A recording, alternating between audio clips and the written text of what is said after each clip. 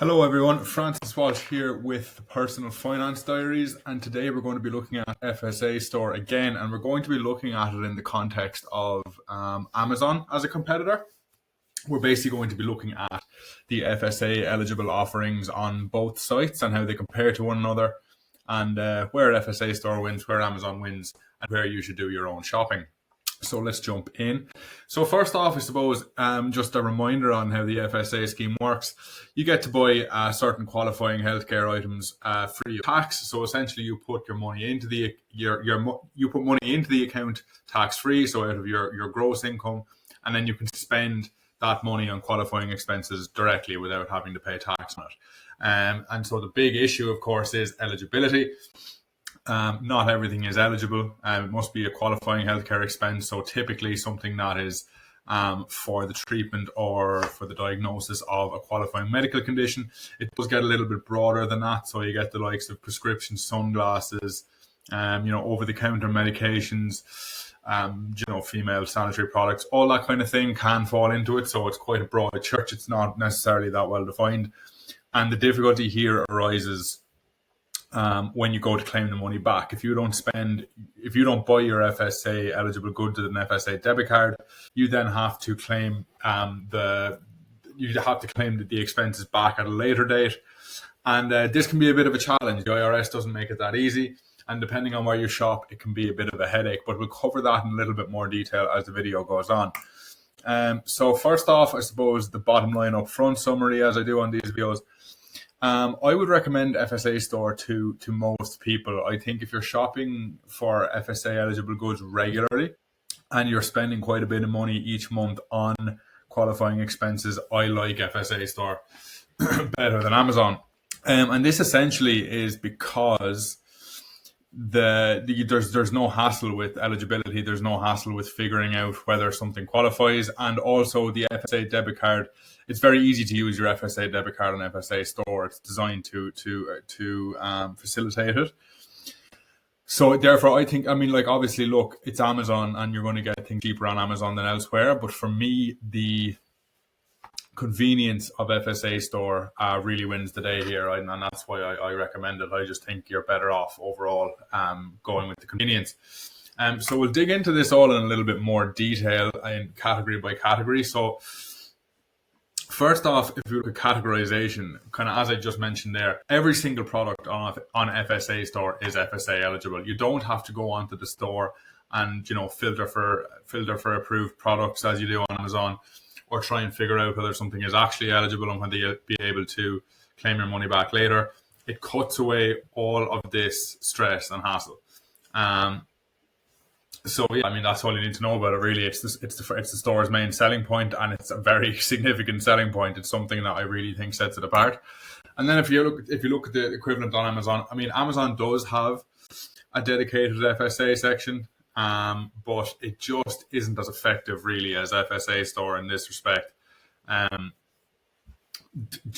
First of all, the FSA tagging isn't always accurate, and this is because it's up to individual sellers to tag their items as FSA eligible, and sometimes they'll do it and they actually won't be FSA eligible, and you only discover when you get to checkout that you can't actually use your FSA account to buy a given item.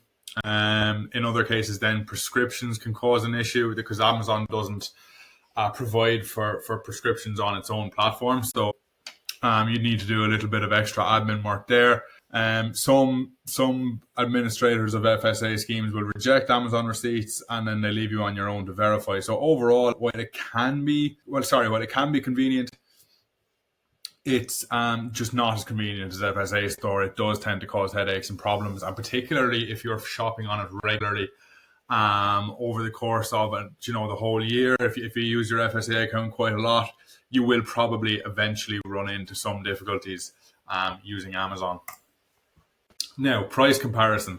This, of course, is where Amazon, wins out. It's as in every area of retail. It's just impossible to compete with Amazon on price because it's such a large organization. It has those economies of scale. It can deliver things much cheaper than pretty much anyone else.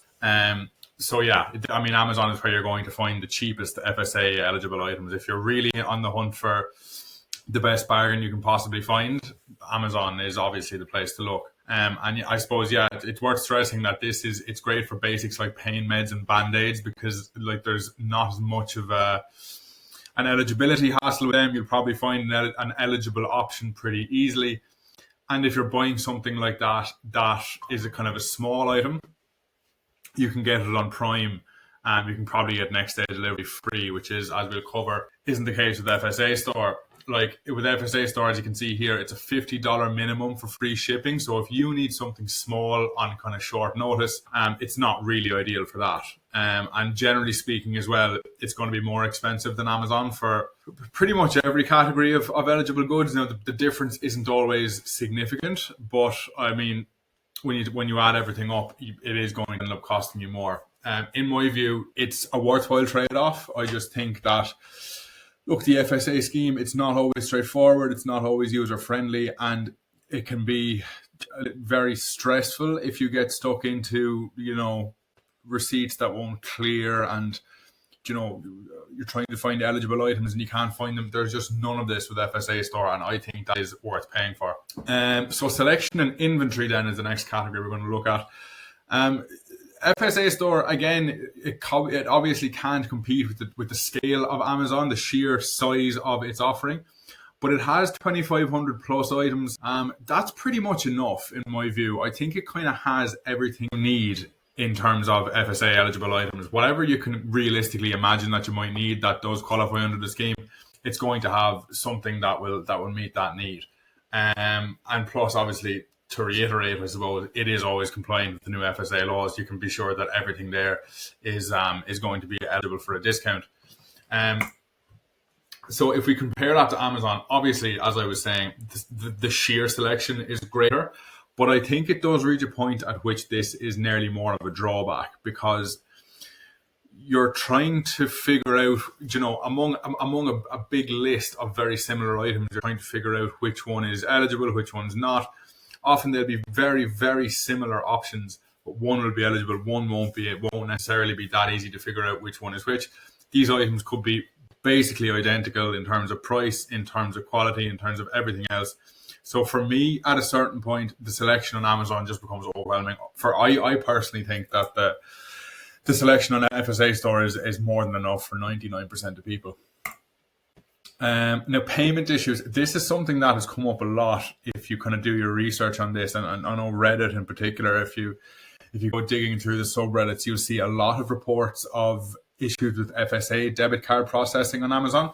So basically, people fill up their baskets, get to the checkout, try and put in their FSA debit cards, and then just be hit with some sort of error message.